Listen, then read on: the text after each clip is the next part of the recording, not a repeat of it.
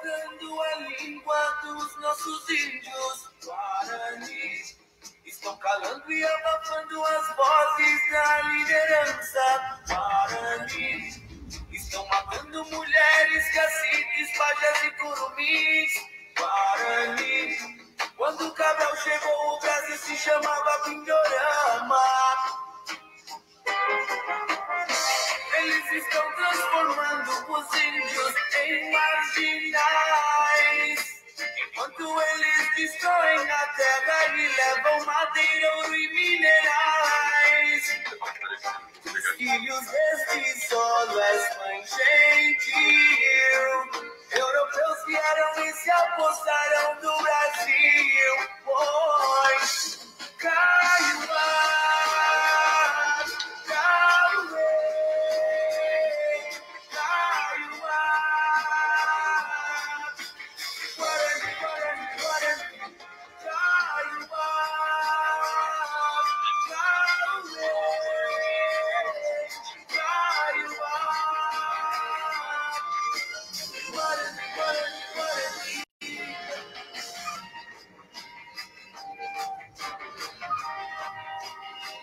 A todos os antepassados, ao santuário dos pajés, nativos originais, seus cantos, seus rituais, os espíritos dos antepassados, dos ancestrais estão presentes, assim como a herança africana fortemente no sangue do Brasil, em nossos DNAs, nativos originais. Sua luta em glória não passa na TV, não sai nos jornais, enquanto quem mantém o coração distante segue cego e não vê que eles não são eles. Eles somos eu e você. Kaiowá, Kaiowá, Kaiowá. Guarani, Guarani, Guarani, Kaiowá, A todos os ancestrais, Kaiowá, nativos originais, Kaiowá. a todos os antepassados. Guarani, Guarani, Guarani. Yawa, nawa, yawa, nawa, Axaninka, vem. Chama poucos, chavantes e piriris, ajurus, anandas e galibis, apiatás, apinatas e guaranis, coetés, carajás e piniquins, ururás, laricós, calancós, cachipás, maricós, cacachós, carapatós.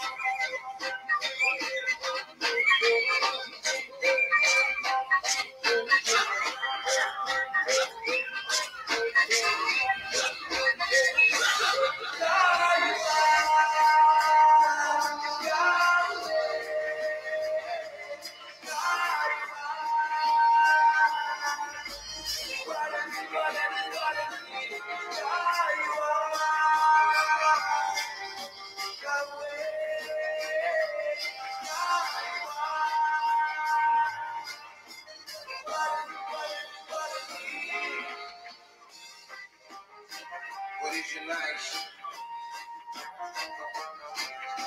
ancestrais, a todos os antepassados.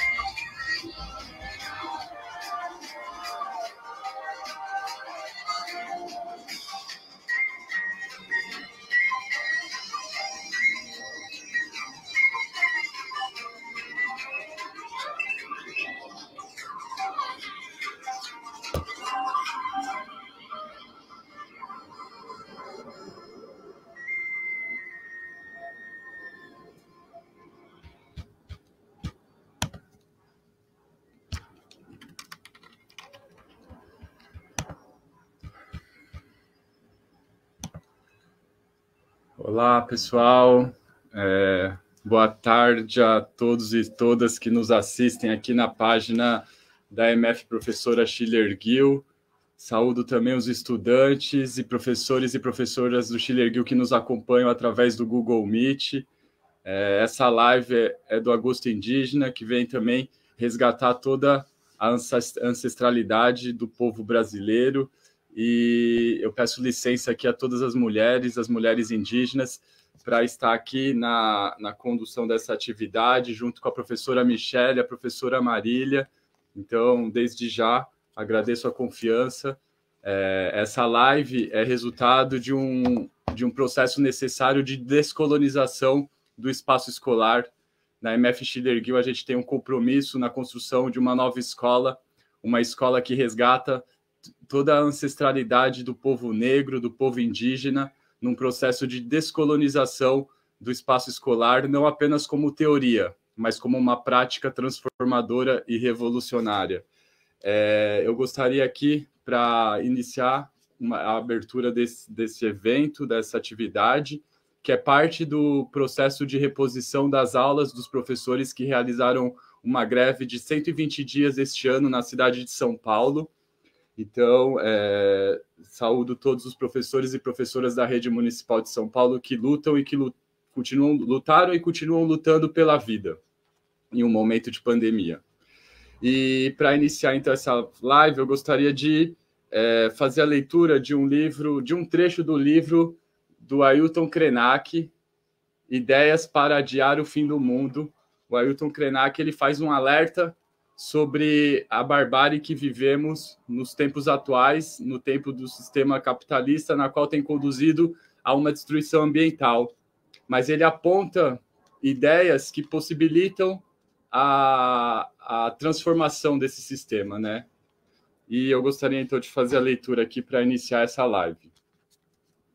O fim do mundo talvez seja uma breve interrupção de um estado de prazer extasiante que a gente não quer perder. Parece que todos os artifícios que foram buscados pelos nossos ancestrais e por nós têm a ver com essa sensação.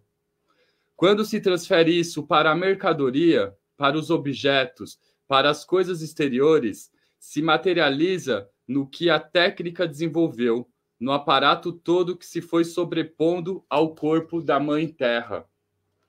Todas as histórias antigas chamam a Terra de Mãe, Pachamama, Gaia, uma deusa perfeita e infindável, fluxo de graça, beleza e fartura. Veja-se as imagens gregas da deusa da prosperidade, que tem uma cornucópia que fica o tempo todo jorrando riqueza sobre o mundo. Noutras tradições, na China e na Índia, nas Américas, em todas as culturas mais antigas, a referência é de uma provedora maternal. Não tem nada a ver com a imagem masculina ou do pai. Todas as vezes que a imagem do pai rompe nessa paisagem, é sempre para depredar, detonar e dominar. E através desse texto, então, do Ailton Krenak, eu convido a todas as mulheres presentes nessa live aqui a conduzirem esse processo, né? Então, eu gostaria primeiramente de convidar a professora Michele aí para se apresentar, trazer suas palavras iniciais. Olá, pessoal, boa tarde. Primeiramente, eu gostaria de dizer que, assim, é um prazer imenso estar participando deste momento, né? Reunida aqui com outras mulheres e principalmente com essas duas mulheres aí que são símbolo de força e resistência, né? E que nos representam como mulheres, né? Então, eu sou a professora Michele, professora da MF Professora Schiller Gill e também da MF Franklin Augusto, professora do Fundamental 1 e com turmas de 5º e 2º ano. Então, mais uma vez, gostaria de agradecer a possibilidade de participar desse momento. Legal, Michele. E a outra professora que nos acompanha aqui é a professora Marília. Boa tarde, Marília. Muito boa tarde, eu sou a professora Marília, da professora MF Schiller Gill, sou professora de artes e gostaria de dizer que é uma honra estar aqui com vocês hoje, compartilhando esse momento de resgate, de escuta, de transformação e de recriação da percepção que temos a respeito das mulheres indígenas do nosso Brasil. Estou muito honrada, é um prazer estar aqui podendo escutar vocês e agradeço muito a participação, a presença de todos os estudantes que estão com a gente lá no Meet, aqui no Facebook. Que seja uma tarde maravilhosa para nós. Legal, Marília. E agora também convidar as nossas participantes, chamar a Ana. Ana, boa tarde, Ana. Olá, boa tarde. Meu nome é Ana Canauá, sou indígena de Palmeira dos Índios, Alagoas, da etnia Chucuru-Cariri. E para a gente é uma honra vocês abrirem esse espaço para a gente poder divulgar, né, tanto a nossa cultura como as nossas histórias. Gratidão. Gratidão, Ana, uma satisfação poder te conhecer, conhecer a sua luta, a sua história. Convidar também agora a Silvia. Boa tarde, Silvia. Yande Carúdio, Tchê Silvia Muiramomi, Guaianá, São Paulo PAN. Boa tarde a todos. Eu sou Silvia Muiramomi Guaianá e eu sou originária daqui de São Paulo mesmo, do povo que habitou essas terras muito antes da colonização, desde Guarulhos até aqui o ABC Paulista. É um prazer estar com todos vocês. Tenho certeza que vai ser uma tarde de muito aprendizado mútuo e muita confraternização. Aueté, gratidão.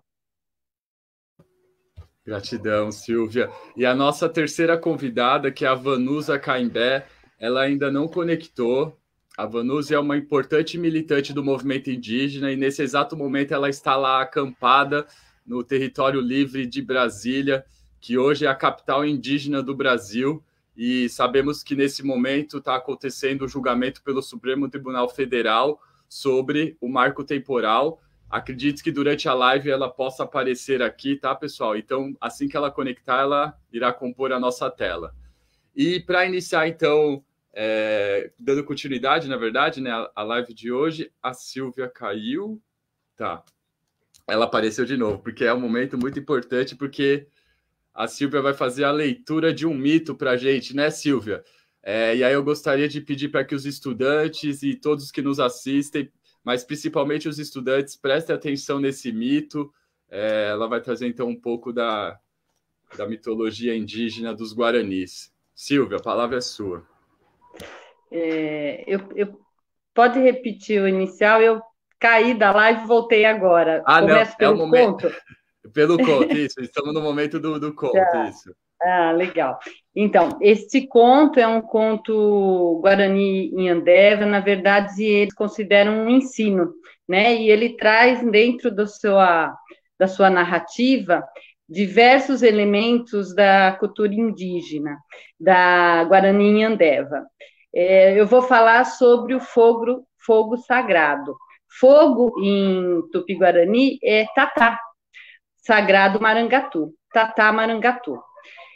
Nos primórdios, quando a gente acessou esse território, que nós viemos lá de outros continentes, atravessando e chegamos até aqui, a gente não possuía o fogo. A gente comia praticamente tudo cru. Durante a noite não tinha nada que iluminava. Os povos, né, que estavam aqui nesse território, eles tinham muito medo de animais durante a noite, porque não afastava, e não tinha como se aquecer. Então, o pajé do povo Tupi-Guarani, ele resolveu conversar com o Inhanderu, filho de Tupã, e foi lá e falou: Inhanderu, por que você não manda para a gente o tatá marangatu, fogo sagrado, para que a gente possa cozinhar os alimentos, para que a gente possa iluminar as nossas noites e aquecer os nossos invernos? Inhanderu, filho de Tupã, falou: mas eu já enviei para vocês o fogo sagrado, ele já está aí tem algum tempo, vocês precisam procurar.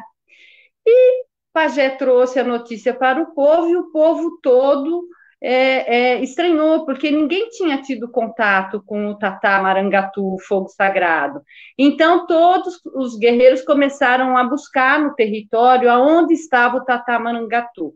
E caminharam, de Aguatá, que é caminhar, e foram caminhando pelo território, até que eles avistaram, no alto da árvore mais alta que existia no local, o fogo sagrado, Tatá Marangatu. E aí eles se aproximaram. Mas qual não foi a surpresa? Que em cima daquela árvore onde estava o Tatá Marangatu, o fogo sagrado, estava o urubu-rei. E o urubu-rei é um animal muito poderoso, é uma energia muito poderosa que toma conta da floresta. Inclusive, o povo do urubu rei é um povo que cuida de reciclar a matéria que já não tem mais utilidade. Então, por isso que eles comem animais que já morreram, porque eles estão reciclando isso no universo, e eles têm essa missão sagrada. E um povo muito bravo. Aí eles tentaram subir, mas os guerreiros desse povo, do urubu-rei, não deixaram eles subirem para pegar o fogo. Protegeram e eles tiveram que ir embora. Aí eles voltaram, os guerreiros voltaram para a aldeia e comentaram: olha, o fogo está lá. De fato, Tupã, a divindade do trovão, enviou o fogo sagrado. Ele está lá na árvore mais alta do nosso território. Mas o povo do urubu-rei não deixa a gente se aproximar de maneira nenhuma para trazer o fogo para a aldeia. Aí todo mundo ficou triste naquela escuridão. E ouvindo aquela história, tinha um curuminzinho, que ainda era criança, e ele respondeu assim: mas eu vou trazer o fogo sagrado, o Tatá Marangatu, para a aldeia. E aí todo mundo sorriu e saiu caçoando do curuminzinho, porque ele era pequeno. E aí ele passou a infância dele, a adolescência dele, se preparando, se tornou um guerreiro forte, aprendeu a atirar com arco e flecha, aprendeu a andar pelas matas sem ser percebido, e quando ele se sentiu bem fortalecido, ele foi procurar o Tatá Marangatu, o fogo sagrado, e aí caminhou pela floresta, até que ele avistou a árvore mais alta do território, e lá em cima Tatá Marangatu, o fogo sagrado. E aí ele falou: bom, é lá que eu vou ter que ir buscar. Chegou na árvore, colocou o arco e flecha nas costas e começou a subir na árvore mais alta para buscar o fogo sagrado. Nisso que ele começou a subir, que o urubu-rei avistou ele subindo, já mandou os guerreiros, os urubus, derrubarem ele. E aí foi tanto urubu, tanta bicada, que o Shondaro é guerreiro, Shondaro caiu e foi parar no chão de novo. E aí no chão ele ficou. Então os guerreiros do urubu-rei chegaram lá e falaram: olha, o urubu-rei morreu, não vai mais perturbar. O urubu-rei quis verificar se o guerreiro tinha morrido mesmo. E aí ele desceu do alto da árvore e veio até próximo do guerreiro do Shondaro para verificar se ele tinha morrido. Quando ele se aproximou, na verdade, o nosso guerreirinho não tinha morrido, ele estava fingindo que ele tinha morrido. E aí ele rapidamente sacou o arco e a flecha e tum, no urubu-rei, que morreu ali naquele momento. E aí todos os urubus guerreiros que estavam ali em volta protegendo o fogo sagrado, eles se assustaram, né, com aquela reação e falaram: ele voltou da morte, o guerreiro, e foram embora assustados de ver que ele tinha voltado da morte. Então o fogo sagrado ficou disponível, nosso guerreiro subiu a árvore até o alto onde estava Tatá Marangatu, pegou o fogo sagrado e levou para o seu povo lá na aldeia. Quando chegou na aldeia, foi aquela festa, porque ele ensinou todos da sua aldeia a utilizarem o fogo sagrado para se aquecer, para iluminar as noites, para cozinhar os alimentos, e o povo ficou feliz, fez uma festa, ficou forte, se fortaleceu, porque a alimentação agora era muito mais fácil e mais saborosa, mas não foi só isso. Eles pegaram esse fogo sagrado e distribuíram entre todos os povos que ali habitavam, e todos os povos receberam o conhecimento do fogo sagrado e puderam aquecer as suas noites, puderam cozinhar os seus alimentos, se proteger dos animais e viver ali de forma mais feliz. Então, essa história, ela é trazida pelas nossas avós ancestrais, e ela é contada para as crianças. E dentro dessa história, existe aí a coragem de um guerreiro, existe aí a inteligência dele de conseguir enfrentar uma adversidade, e existe a preocupação com a coletividade. E esses ensinos, eles são colocados desde pequenininho. Então, o fogo não era só como o urubu-rei estava guardando para ele, era para todos. O grande Tupã e o Inhanderu mandaram isso para beneficiar todas as pessoas que viviam nesse território, e todos serem felizes e festejarem juntos. Então, essa é a história ao Eté. Maravilha, Silvia, gratidão, que lindeza de mito, de história, né? E muito bonito. Muito bom, muito lindo. E então, para a gente iniciar a rodada de perguntas, né, eu passo a palavra para a Marília.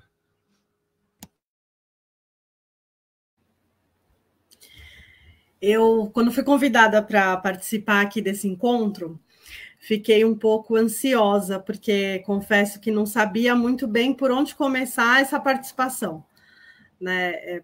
Claro que é uma honra, mas ao mesmo tempo vem um medo de... E agora, né? Como que eu vou fazer uma pergunta ou fazer uma intervenção?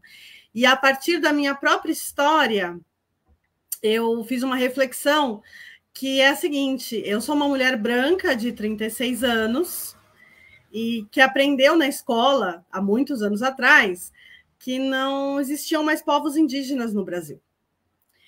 E esse foi um aprendizado que durou muitos anos, e depois, com o tempo, eu descobri que não só era uma mentira, mas um grande absurdo aprender isso na escola.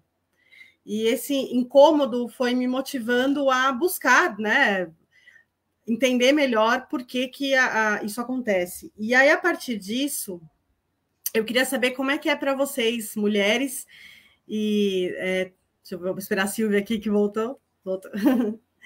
Eu queria saber, a partir desse silenciamento, dessa história roubada que nós temos historicamente colocado, como é que é a percepção de vocês do resgate dessa história? Como é que é a recriação dessas vozes das mulheres indígenas hoje? Ana, gostaria, Ana, de iniciar sua participação? Sim. Para vocês é difícil crescer, né? Ouvindo isso. Imagina para a gente que somos indígenas, iam para a escola e ouvi muito debate, onde eu sempre defendia, né? Onde a professora sempre abria o livro e falava que quem descobriu o Brasil foi Pedro Álvares Cabral. E eu me perguntava, até que um dia eu perguntei a ela: e os índios? Onde é que estão os índios? E ela falou que estava lendo e estava passando para os alunos o que tinha escrito no livro. E assim, para a gente indígena, é muito triste, porque no livro de hoje em dia, a gente não pode acreditar. A gente tem que acreditar e abrir espaço para ouvir os verdadeiros originários, que foi a gente, entendeu? Então, para a gente é muito difícil, até o porquê, tem muitos lá em Brasília falando sobre isso. A luta da gente estar em Brasília é para eles enxergar que a gente existe, não é em 88, há muitos anos atrás.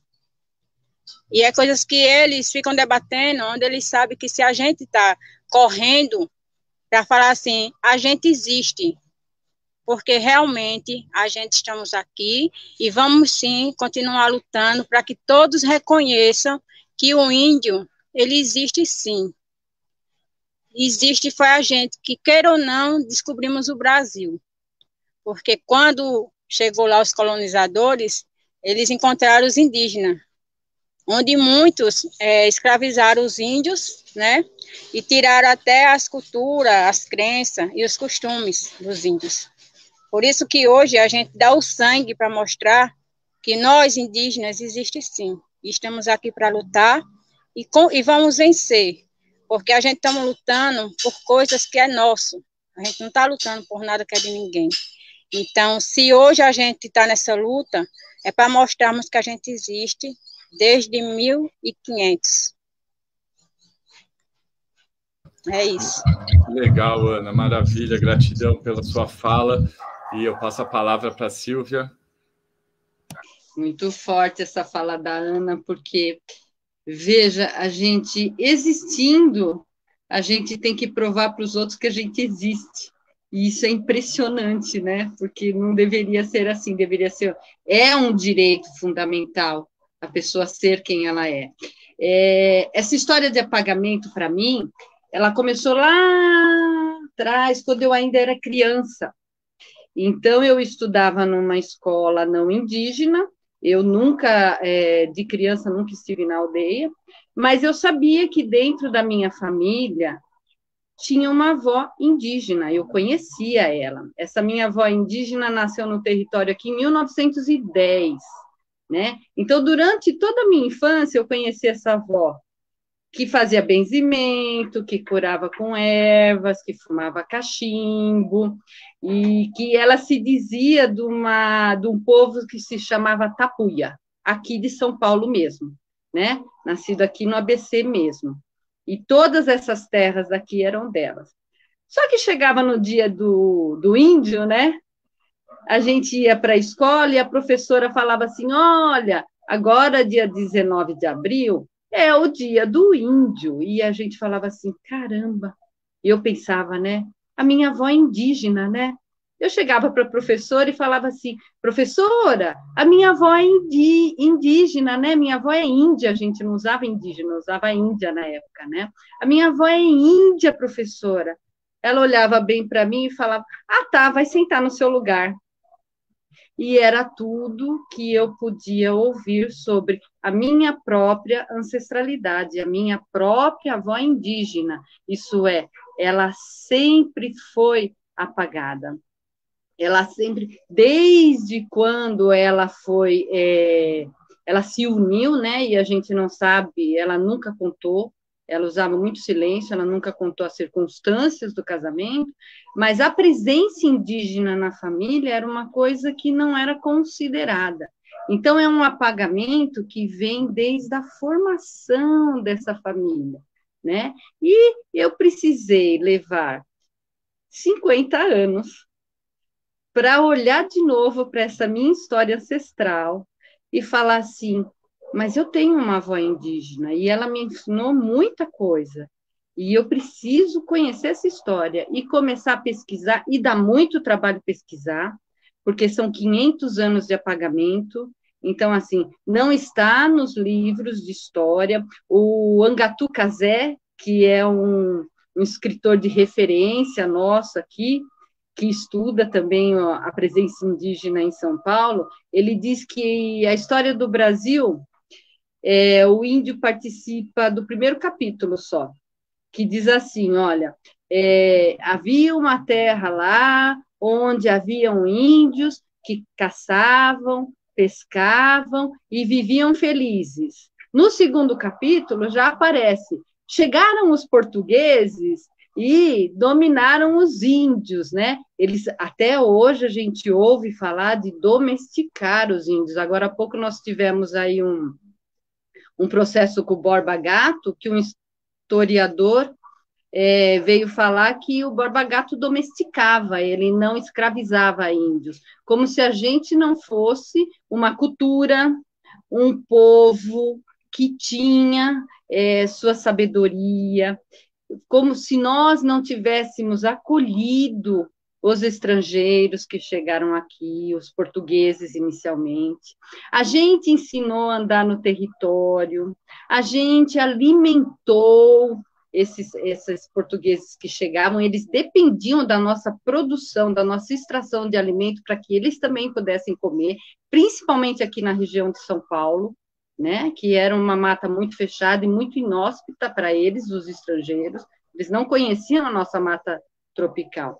A gente curou, ensinou eles a se curarem com ervas, ajudou a construir as suas igrejas, por quê? Porque na nossa concepção de coletivo, a terra era de todo mundo. A terra era de todo mundo que chegava e queria construir. Então, não é que nós trocamos por espelhinhos, a gente entendeu que eles tinham chegado para fazer parte do nosso coletivo.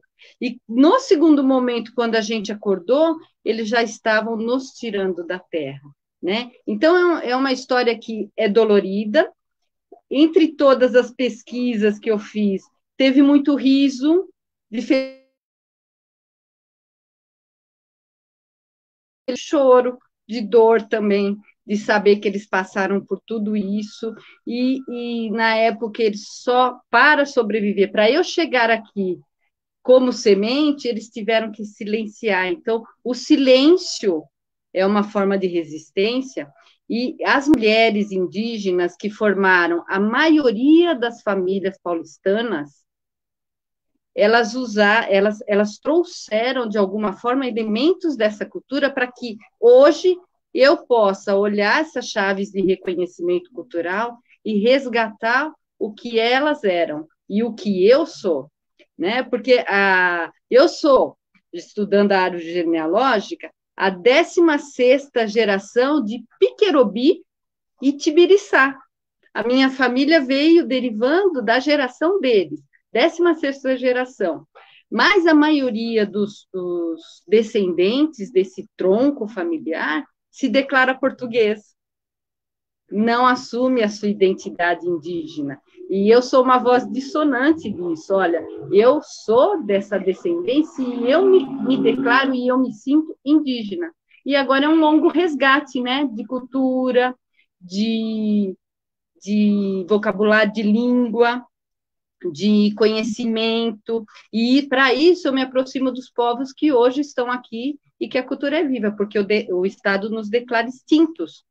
Então, nós não somos nem reconhecidos como um povo aqui em São Paulo, mas São Paulo é, sim, terra indígena, e eu estou aqui e posso provar isso. Então, é muito importante que as vozes se levantem e falem, eu tenho uma avó indígena, ela me ensinou a curar com um chazinho, né? Ela me ensinou a jogar pedrinha, por exemplo, que é um jogo que era deles também. Então, tudo isso é uma construção cultural que precisa ser resgatada. A escola é fundamental para que as crianças possam se enxergar como indivíduos indígenos.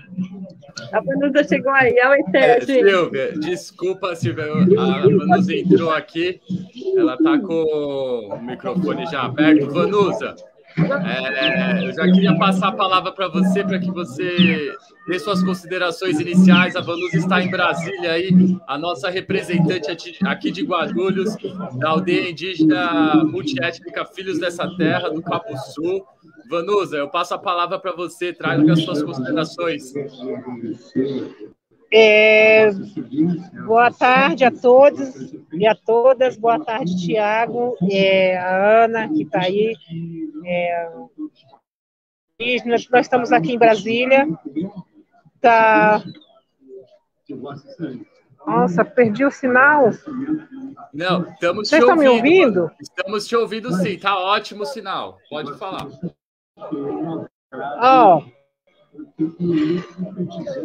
Eu vou falar rápido. Nós estamos aqui no Levante pela Vida, estamos aqui na frente do Supremo. Tem mais de 7.000 indígenas, quase 200 etnias. Nunca teve na história dos ATL um público tão grande, jovens, muitos professores e muitas mulheres, assim, é uma energia muito boa, mas o calor está muito grande.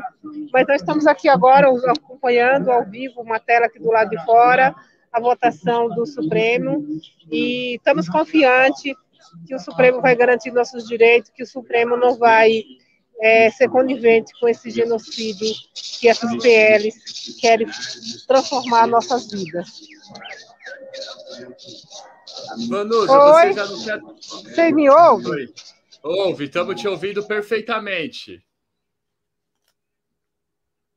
Parece que agora travou. Travou, né? Vamos dando continuidade à nossa live, mas já tivemos essa participação importantíssima da Vanusa Caimbé, que é moradora da aldeia indígena multiétnica Filhos dessa Terra, que se localiza na cidade de Guarulhos, no bairro do Cabuçu. Eu gostaria também de aproveitar e saudar todos os povos que vivem lá, inclusive a Beatriz Pancararu, exatamente em você que eu estava pensando, Beatriz. Domingo tem o Cineclube Pancararu, lá na Reserva Indígena Multiétnica Filhos dessa Terra, e nós iremos assistir o filme que fala sobre o Casé Angatu, que foi citado pela Silvia, quando o Tupinambá subiu a serra. Então fica o convite para todos e todas presentes na live, para conhecer a aldeia e participar no domingo do Cineclube Pancararu. Ô, Tiago, o sinal está muito ruim, meu celular está descarregando. Eu peço perdão, mas marque um outro dia para eu contar o resultado da PL, para eu contar como que foi a trajetória antes da Marcha das Mulheres, que nós estamos programando a Marcha das Mulheres. Me chame outro dia, nem que eu tenha que gravar e você transmitir aí. A gente está confiante que vai passar, nós estamos aqui, nunca teve na história tanto parentes, como eu falei, jovens, professores, estudantes, mulheres. Teve uma plenária linda hoje das mulheres, as mulheres falou que para os homens respeitar, que a gente não aceita violência, e nós não aceitamos que o homem fale, interrompa a nossa fala. Foi uma plenária muito linda mesmo, foi um dia de muita resistência, os jovens também,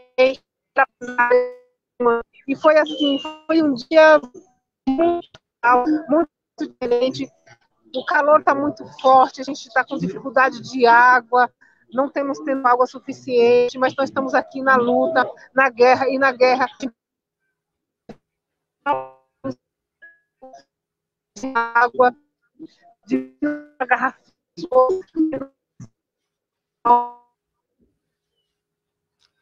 Caiu. Eu acho que travou, então, a fala da Vanusa, mas a gente já fica extremamente agradecido da participação da Vanusa. Para quem nos acompanha e, de repente, está chegando agora, a Vanusa... Estamos aqui a ver o criança pai da resistência. Tiago, está lindo, lindo. 8.000 pessoas, eu nunca vi. 8.000 pessoas comportadas, tudo sem reclamar do sol, da falta de água. E, assim, só estando aqui, o quanto que é rico o Brasil, o quanto que é rico a cidade o quanto que nós temos riqueza. Caiu. Agora eu acho que travou de vez, mas eu acho que a Vanusa é isso, ela traz a contribuição das ruas, né? Brasília, que é hoje, essa semana, capital indígena do Brasil, o Brasil que é território indígena, Pindorama, que está em guerra desde 1500 contra os colonizadores. E dando continuidade, então, à nossa live, eu passo a palavra para a professora Michele. Gente, assim, eu sabia que seria emocionante esse momento, mas eu não tinha noção que seria tanto assim. Primeiramente com a fala da Ana, que foi assim maravilhosa, aí depois vem a Silvia também com essa fala assim que me deu uma angústia de verdade, né? Que eu sou professora, né? E eu me coloco pensando em você, fazendo um questionamento para sua professora e ela te respondendo daquela forma, então isso me causou uma angústia. Eu Com certeza não serei essa professora, mas assim, eu sei que eu tenho muito a aprender, eu tenho muito a estudar, e assim, está sendo um privilégio ter este momento e poder propiciar esse momento para os meus estudantes, né? Para os nossos estudantes. Isso aqui está muito bom. E para finalizar ainda a fala da... Desculpa, eu esqueci o nome dela. Que está em Brasília. Vanusa Caindé. Da Vanusa, gente, isso foi muito emocionante, né? Ela ali, naquele momento, a gente escutando o barulho e ela nessa emoção, e nós fomos presenteados mesmo, né? Foi um presente nós estarmos fazendo essa live justamente nesse dia. Assim, foi muito legal, que bacana. Mas vamos lá. Eu vou fazer uma pergunta para vocês, que eu me coloquei no lugar de estudante, né? E eu imagino, na verdade, já foi pergunta feita em sala de aula, e eu sei que é algo que eles têm curiosidade. Eu tive a oportunidade de conhecer a aldeia, né? Estive uma vez na aldeia, no final de semana, mas eu não consegui responder isso para eles de uma forma muito significativa, né? Então, eu vou fazer a pergunta e eu tenho certeza que vocês vão conseguir explicar de uma forma bem bacana para que eles possam ter um pouco dessa vivência, né? Vocês, como mulheres indígenas, né? Eu sei que a Ana vive no aldeamento, né? E eu gostaria de saber de vocês como que é a vida, né, da mulher indígena dentro do aldeamento, considerando que nós estamos em torno de grandes cidades, né? A cidade de São Paulo e a cidade de Guarulhos. E aí eu gostaria que vocês contassem um pouco como que é essa vivência de vocês no aldeamento. Legal, Ana, fica à vontade. É difícil, né, para a gente que sai da nossa aldeia para vir para outra aldeia, só que assim, em torno existe uma cidade. Então, para a gente que vive lá onde a gente vivia antigamente, né, antes, para a gente chegar aqui, a gente tem que aprender a se adaptar, né? Tá certo que é difícil, muito difícil para a gente, só que aí vem a questão da gente não deixar morrer a nossa cultura. Por isso o motivo da gente estar aqui hoje, porque a gente que sai das nossas aldeias, a gente sai esperando ver o bom e o ruim que acontecer, mas que, em cima disso, a gente vem para mostrar o que a gente somos. É muito difícil para a gente ir à rua, sair ali na frente, chegar ali na frente, você já vê aquele tumulto, aquela zoada, aonde a gente está acostumado a dormir com a zoada da coruja e acordar com os cantos do pássaro, né? Então, aqui é muito difícil para a gente, assim, ter que se adaptar, mas, queira ou não, a gente tem que se adaptar, que é para que a gente sai para mostrar a nossa cultura, para mostrar que a gente existe e que a gente estamos aqui para o que der e vier. Então, assim, por um lado, para a gente é muito difícil, mas a gente temos que mostrar que a gente existe, e para isso a gente tem que passar por tudo que vier na vida. É isso, gente. Eu espero ter respondido. Com certeza, Ana, com certeza, com muita sabedoria. Eu passo a palavra para a Silvia. Oi. Então, ser mulher, né, indígena no contexto urbano, ser mulher indígena no contexto urbano autodeclarada. Então, primeiro, a gente tem que ter consciência que a aldeia é uma invenção do português, do jesuíta, né? Que a aldeia, ela era inicialmente chamada de redução. Por quê? Porque eles o território era todo nosso, o nosso corpo indígena andava por todo o território, e de repente nós fomos colocados num lugar e aí se falou, aqui é o seu lugar, né? Quando eles fizeram esse movimento, automaticamente eles disseram, a cidade não é o lugar do indígena. A cidade é o local onde o indígena sofre o preconceito. Então, a gente foi sendo empurrado para a periferia. Veja, os Maramome, os Guaianá, Maramome, Moiramomi, eles viviam nos entornos do Rio Tietê, do Rio Pinheiros, do Rio Grande, e lá eram os locais onde eles construíam as suas moradias, e eram moradias que elas mudavam de lugar, né? Todo esse espaço hoje, ele é ocupado pelo urbano, né? Pela civilização urbana. E atravessar adornada de indígena, transformando o seu corpo no próprio território da vivência da cultura, é uma experiência, às vezes muito boa e às vezes muito difícil, porque as pessoas, só um instantinho, entrou uma ligação, as pessoas, elas não entendem o espaço urbano como um espaço que também nos pertence. Os espaços públicos como um espaço onde o indígena pode circular. Você veja, nós estamos ela falou, no mais de 200 etnias, mais de 8.000 pessoas em Brasília, e nós não somos recebidos nos gabinetes. Eles colocam seguranças para evitar que a gente entre lá.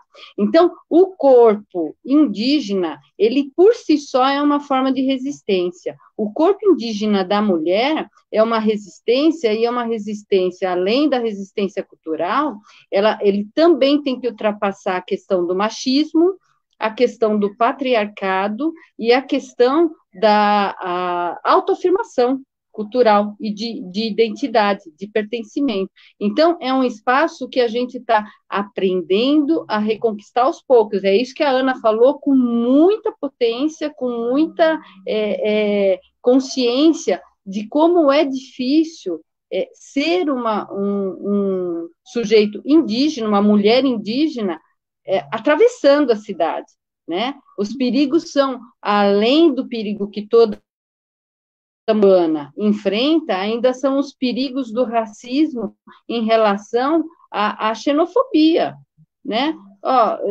Quantas vezes nas redes sociais a gente escuta falar assim, você está usando rede social, você não é indígena.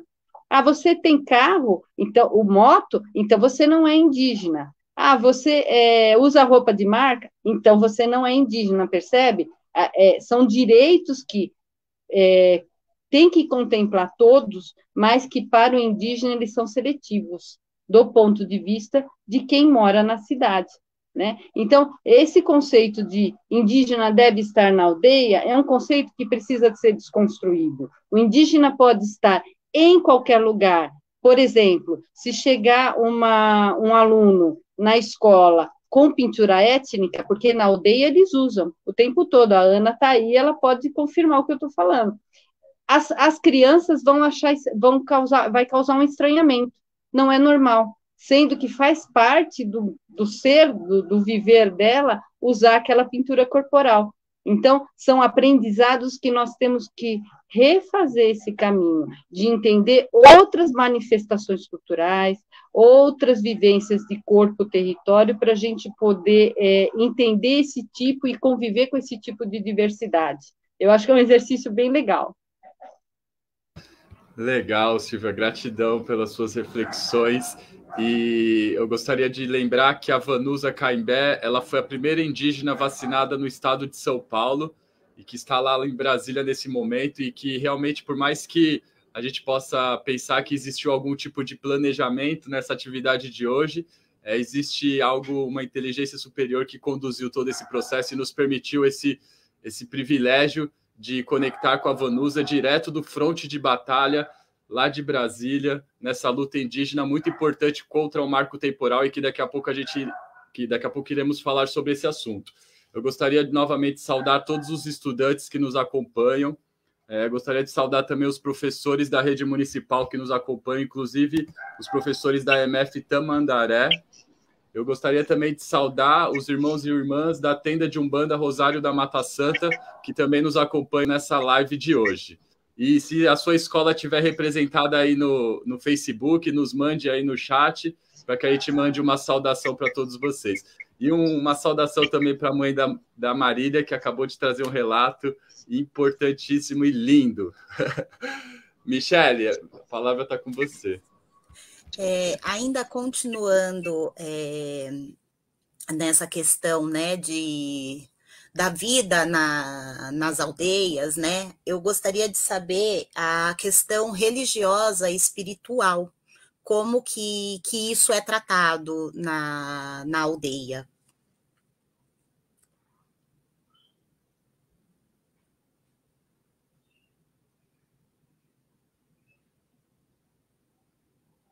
Ana, pode ficar à vontade, Ana, desculpa. A nossa questão espiritual aqui, nem todos eles reconhecem, né? Eles aceitam a nossa espiritualidade. Sendo que cada povo tem a sua cultura, sua espiritualidade. Hoje, a nossa espiritualidade, ela vem da Mãe Terra, né? Nos momentos em que aqueles que já partiram, os espíritos dos antepassados traz de volta, né? Nos nossos rituais. Então, a nossa espiritualidade vem através também do cachimbo, onde muitas pessoas acham que esse cachimbo a gente pega, acende só por prazer. Tipo um branco pega um cigarro, acende só para tragar e tchau. Só que a nossa espiritualidade está através desse cachimbo, onde a gente acende para a gente fazer os nossos pedidos, nossos agradecimentos, e através dele a gente somos recompensados. Então, hoje o índio procura tanto o toré como o cachimbo para trazer a nossa espiritualidade. Agora passa a palavra para você, Silvia. Legal, Ana, gratidão. Silvia. Essa é Ana, muito legal o que ela trouxe, porque assim, eu como em resgate da cultura, a gente começa a procurar essa questão da espiritualidade, né? E um dos aprendizados que eu tive lá na aldeia Filhos da Terra foi essa conexão com o cachimbo, né? Que hoje eu costumo, eu tenho trabalhado para reaprender. É uma visão, a minha avó indígena, ela nunca cultuou santinhos, nunca acendeu uma vela, eu nunca vi ela em oração, ela tinha lá os benzimentos dela, para cortar o medo de andar, que corta com machado, né? Ela fez isso com os meus filhos, né? Ela curava com o tabaco, né? Com a brasa, ela tinha as formas de cura dela, mas eu nunca vi ela frequentar um templo, nem nada disso. E com o tempo e com a aproximação com a cultura indígena, eu percebi que isso era a espiritualidade dela. Então, são espiritualidades que se manifestam de forma diferente, né? E que essa conexão com a Mãe Terra, essa reaproximação com essa conexão que a Ana falou da Mãe Terra, me trouxe uma série de consciência acerca de como eu me movo no mundo, né? A minha forma de consumo, né? Está afetando esse equilíbrio da Mãe Terra?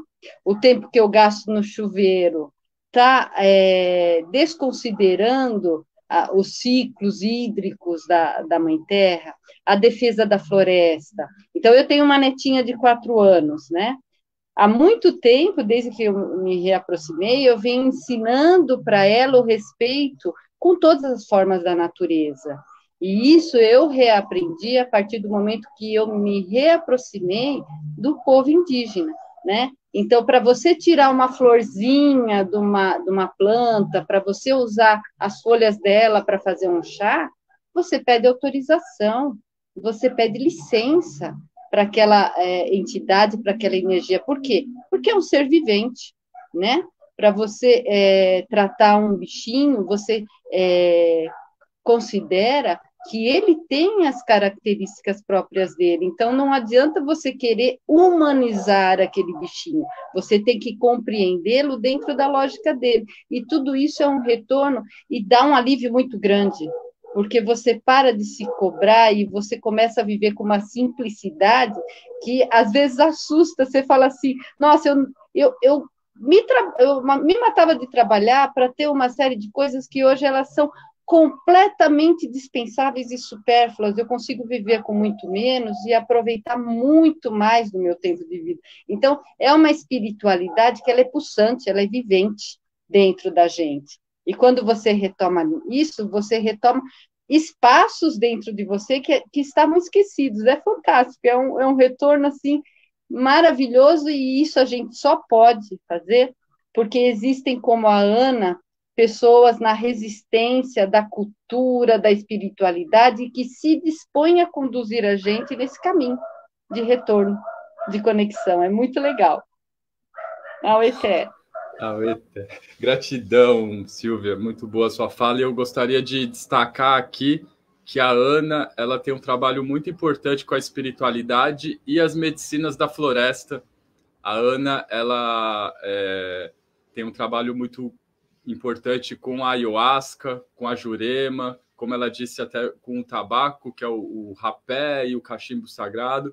Então, depois, procure saber um pouco sobre as medicinas da floresta, sobre a medicina da ayahuasca, que tem como guardião o povo Runiquim, mas que outros povos, como os Cariri Chocó, os Chucuru Cariri e outros povos já utilizam dessa medicina, que é uma medicina libertadora.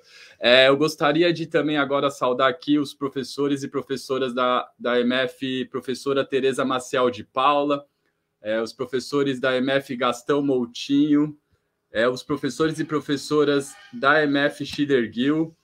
Gostaria também de saudar os militantes do coletivo Paulo Freire, Zona Norte, também todos os militantes. A Maria de Lourdes aí mandou essa mensagem. Coletivo Paulo Freire, um importante coletivo de luta na cidade de São Paulo. Eu vou trazer agora, então, uma pergunta que nós preparamos. Enfim, faz para os dois. Esta semana, então, Brasília se tornou a capital indígena do Brasil, lembrando sempre que o Brasil é uma invenção dos colonizadores. Essa terra se chamava Pindorama e ela já era habitada por povos que tinham culturas extremamente desenvolvidas.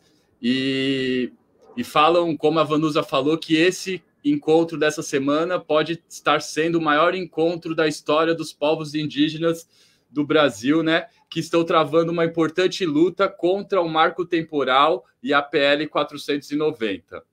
Essa luta do marco temporal e da PL é uma luta que começou em 1500, desde o momento da invasão dos portugueses, e que passaram a retirar as terras indígenas dos povos que não tinham a ideia de terra como propriedade privada, como a Silvia comentou. Eles não eram donos da terra, eles faziam e fazem parte da terra. E foram os colonizadores que, ao invadir, ao transformar esse território em capitanias hereditárias, foi avançando sobre o domínio das terras através da mineração e da cana-de-açúcar, que são ainda hoje atividades que comprometem tanto o meio ambiente, como também compromete a vida das pessoas, dos indígenas e de toda a existência da humanidade, né? E aí o que eu gostaria de fazer a pergunta é para a Ana e para a Silvia, como que vocês estão observando essa luta lá em Brasília, como está sendo essa movimentação contra o marco temporal que prejudica no processo de demarcação das terras indígenas. Passo a palavra para a Ana.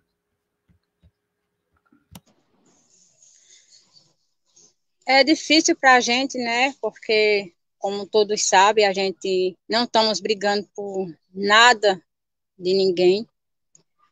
A gente estamos brigando pelo que é nosso em direito. Muitos veem índios como preguiçoso. Quantas vezes eu não fui para escola fazer palestras e muitas pessoas falaram, mas para que índio quer tanta terra? E eu sempre respondi, bati na mesma tecla. A gente que estamos preservando a natureza. E eu pergunto, para que tanto branco quer tanta terra que não é deles? Porque hoje em dia a gente vê tantos prédios onde vivia tantas árvores, onde vivia tantas matas bonitas. Então, se a gente está querendo resgatar o que é nosso, é para preservar. Por isso que muitos dos parentes estão lá em Brasília, muitos passando fome, passando sede, não tem lugar para dormir.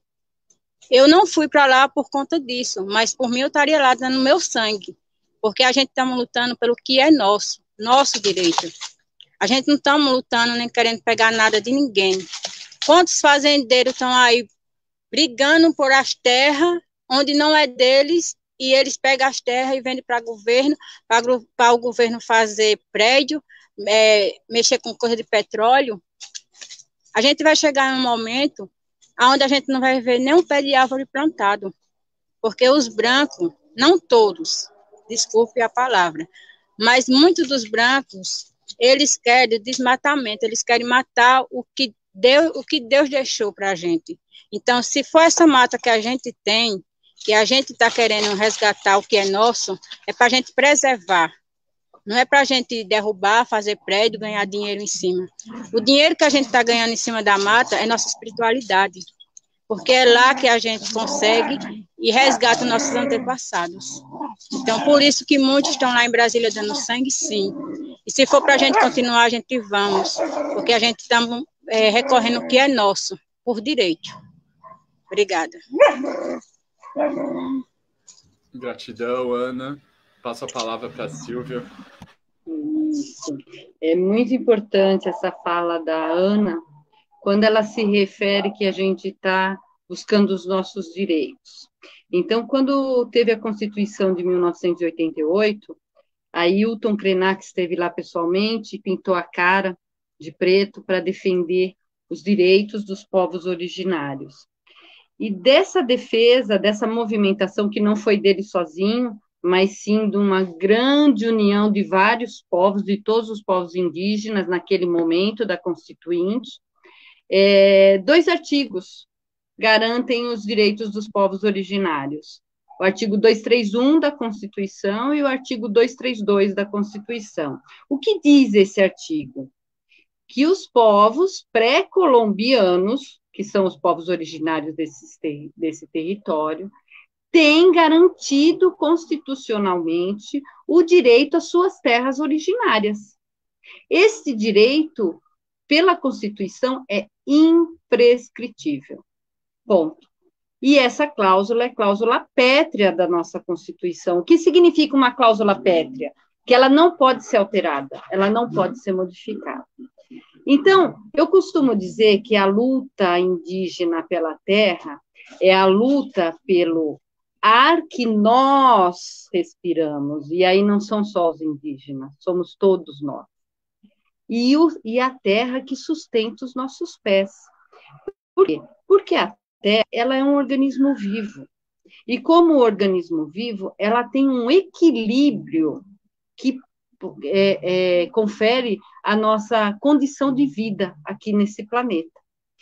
E o capitalismo, esta vontade de dominar a terra e transformar ela numa mercadoria apenas para nos trazer benefício, tem quebrado esse equilíbrio da terra. E aí nós estamos vendo isso na crise climática, nós estamos vendo isso na crise hídrica, nós estamos vendo isso na crise do ar que a gente respira, e nós acabamos de ver isso na pandemia, né? Então, todos esses movimentos da natureza estão mostrando para a gente que a Terra não está conseguindo sustentar o nosso equilíbrio, exatamente por conta de uma ação irracional de tentativa de retirada das riquezas só para o nosso prazer, só para o nosso enriquecimento. Então, essa luta dos povos originários pela terra não é uma luta só dos indígenas, só dos povos originários, dos caiapós, dos caiová, dos cariri-chocó, dos chucurus, dos guaianá-muiramome. Ela é uma luta de todos os povos da terra, da face da terra. Por quê? Nosso modo de viver, o modo de viver indígena, garante esse equilíbrio, porque respeita a Mãe Terra como um ser vivente. E isso hoje, já no Cone Sul, é denominado de o direito da natureza. A natureza tem o direito de sobreviver e manter os seus equilíbrios nos seus biomas, para que ela também tenha a condição de vivência, né, longa. Então, é essa luta que nós estamos lá defendendo com os nossos corpos. Os líderes indígenas, eles continuam sendo mortos, perseguidos, né? Nós, recentemente, o atual governo tentou criminalizar a Sônia Guajajara por estar buscando ajuda nos órgãos internacionais. Então, assim, é uma luta de todos nós, mas a maioria das pessoas que está focado nos centros urbanos não se deu conta ainda de que precisa apoiar a nossa luta, que nós não queremos retomar a Avenida Paulista, tampouco nos interessa derrubar Borba Gato. Nós queremos que o direito da natureza e o nosso direito de viver em natureza seja respeitado. Então, quando você delimita uma terra e fala, olha, a aldeia Filhos da Terra vai poder viver dentro desse perímetro só, você não está respeitando o modo de vida e a cultura daqueles povos que precisam de áreas onde eles possam, porque no modo de vida indígena, quando eles percebem que a fauna e a flora precisam se recuperar da ação humana, eles se retiram, eles vão para outro local e permitem que aquele local onde eles estavam vivendo se recupere, se regenere. E é cíclico isso. E quando você delimita numa área onde não é possível fazer isso, você cria, primeiro, a necessidade desses povos estarem o tempo todo buscando outras formas de viver, da alimentação, da forma de recursos hídricos e recursos mínimos de sustentabilidade. E na outra situação, você está retirando a nossa possibilidade de defender a natureza, respeitando os ciclos dela mesma. Então, é uma luta de todos nós devemos acordar para olhar para isso e falar, nós temos que defender as florestas, nós temos que defender as restingas, as caatingas, o oceano e os rios, porque faz parte da nossa vida, do ar que a gente respira e da terra que sustenta os nossos pés. É isso, ao eterno. Maravilha, Silvia, legal. Muito bom. A gente já está chegando aqui no final da nossa live. Nesse momento aqui, nós iremos abrir para perguntas. Não sei se no chat não chegou nenhuma pergunta. Michele, Marília, vocês gostariam de fazer mais alguma pergunta? Ou a gente pode encaminhar para as considerações finais?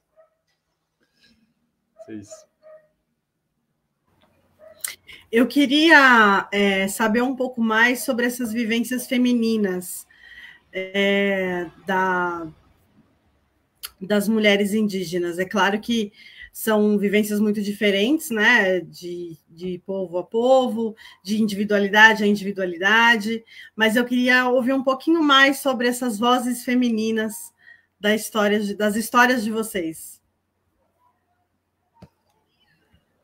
Ana, a gente passa a palavra para a Ana, para a Silvia, depois a gente vai caminhando para o final. Aí, a Ana, eu acho que caiu. Silvia. Então, hoje em dia, o movimento das mulheres indígenas, ele está tentando recuperar a voz, porque as mulheres indígenas, durante muito tempo, foram silenciadas. Então, hoje, a gente está tentando levantar essa voz, tanto enquanto lideranças, quanto lideranças políticas dentro das aldeias, como lideranças espirituais, e também no corpo político, do Estado, né? Então, a gente está buscando isso, retrabalhando o feminismo, né? Porque ele se assemelha muito mais ao feminismo da América do Sul, que se refere ao coletivo indígena e não à individualidade indígena. Então, a mulher indígena, ela faz um movimento feminista, mas ela faz junto com as outras mulheres, é um movimento coletivo, não é um movimento individual, e aí ela adquire corpo e voz. Então, a gente está trabalhando as ações da questão da mulher indígena nessa direção, de recuperar essa consciência de classe enquanto mulher indígena, né? Porque são aspectos diferentes. Enquanto a mulher tem que defender o corpo, a mulher indígena tem que defender o corpo, cultura, território, né? Ele avança um pouquinho mais para dentro do conceito do que é o feminismo e do que é uma voz feminina no movimento. Então, a gente avança nas artes, a gente avança na política, nós já temos bastante vozes que estão adentrando a política, e a gente avança na educação. É isso que o movimento está buscando. Silvia, tem uma estudante, a Catarine, que ela mandou uma pergunta querendo saber qual é a idade que a indígena se torna adulta, e aí pediu para que mande um beijo para ela, Catarine, que é estudante e nos acompanha. Oi, Catarine, um beijo para você. E aí, para responder a sua pergunta, você não imagina o quanto é complexo isso. Porque, veja, para o indígena, a criança não se torna, ela é. Quando ela nasce, ela já é uma potência que vai desabrochar. Então, isso vai variar muito de indivíduo para indivíduo, para a maturidade de cada um. Alguns vão chegar mais cedo, eles têm, inclusive, rituais de passagem, alguns povos têm o ritual da menina moça, tem outros tratamentos para isso, mas o indígena nunca vai ser, ele já nasce sendo, e aí ele vai mostrar para o povo onde ele nasceu quais são as potencialidades dele, e isso é o respeito que o indígena tem. Então, a educação do indígena, ela não espera que aquela criança, né, Mitanhi, Curumim, Mitanhi é menina, Curumim é menino, ela não espera que aquele Mitanhi, a Mitanhi e o Curumim se tornem alguma coisa, ela observa como eles estão se tornando quem eles de fato são. E isso é uma lindeza que não tem explicação, porque respeita o tempo de cada um, né? E o espírito, porque a princípio o espírito que veio aqui e se manifestou como ser vivente. Então, eles esperam o que esse espírito traz para que todos do povo aprendam junto com ele, e ele aprenda junto com o povo. Então, é uma relação sempre de troca, de aprendizado mútuo, e é muito bonito isso. Espero ter respondido. Legal, Silvia. Gratidão pela sua fala. A Ana, ela teve um problema com a internet dela. Ela não vai conseguir terminar a live com a gente, mas aí eu pedi para que ela mandasse um áudio de despedida pelo WhatsApp. Eu vou colocar aqui para vocês. Por favor, verifiquem se vocês conseguem ouvir, que eu acho que era muito importante essa mensagem final dela. Eu vou colocar aqui perto do meu microfone. Vejam se sai, por favor. Ai, gente, por motivo de internet não deu para continuar.